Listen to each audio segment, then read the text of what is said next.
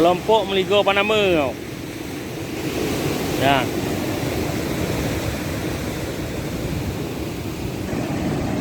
Jauh cantik kakak tu. Tunggu tadi.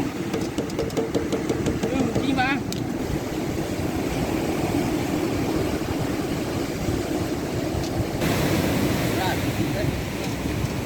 Ini adalah Panglima Besar.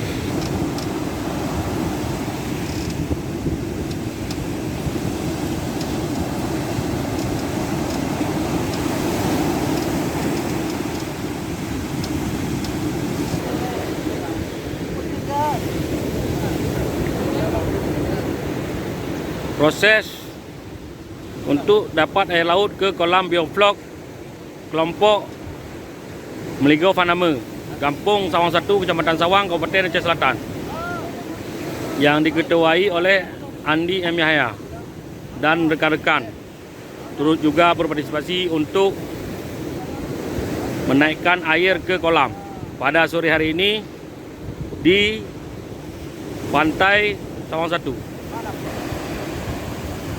Pasir ini ditaruh dalam laut untuk supaya selang hijau ini jangan terbawa arus.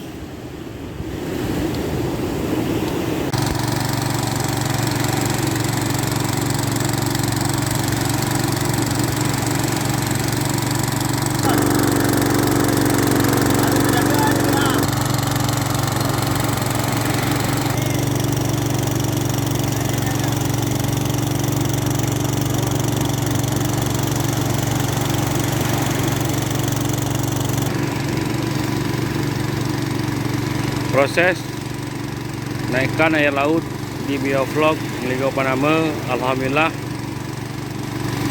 3 hari kendala ini tidak ada kendala lagi.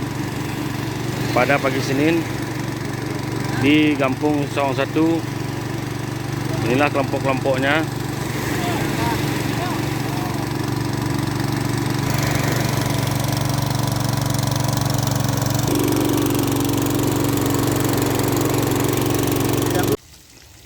Air laut sudah naik ke kolam. Ini dia.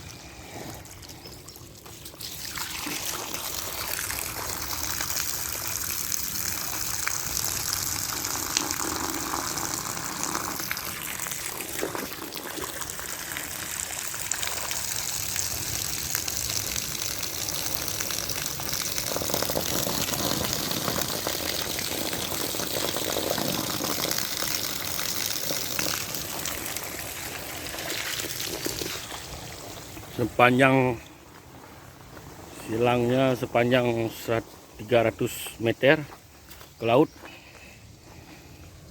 Nah, ini masih kosong, nanti kita isi. Ini sepanjang ke laut.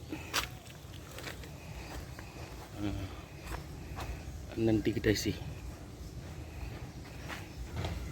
Ini juga masih kosong. Tarik pernah ha? Nak, rumah Nanda. Ya Nanda ambil agu di laut.